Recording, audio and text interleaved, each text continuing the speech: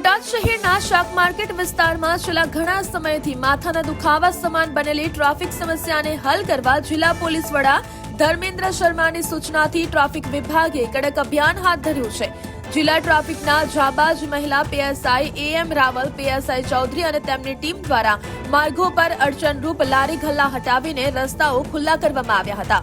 આડેધડ પાર્કિંગ કરનારા વાહન ચાલકો સામે પણ લાલાંક કરી દંડનીય કાર્યવાહી હાથ ધરાતા ટ્રાફિકના નિયમો તોડનારાઓમાં ફફડાટ ફેલાયો છે।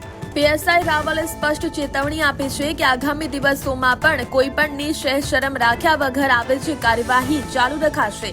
પોલીસની આ સરાહનીય કામગીરીથી શહેરીજનોએ રાહતનો શ્વાસ લીધો છે।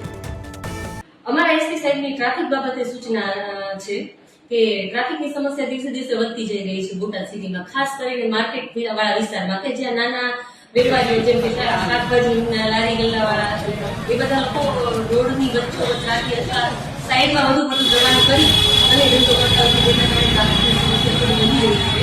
તો અમે એ સંદર્ભે આજે ડ્રાઈવ લીધેલી અને એ દરમિયાન અમે વધારેમાં વધારે વાહનો તથા વધારેમાં વધારે જે લારી ગલ્લાવાળા હોય છે એ લોકો ઉપર દંડની કાર્યવાહી કરી અને ટ્રાફિકની સમસ્યા દૂર કરવી પડે એ માટે પ્રયત્નો કરેલા।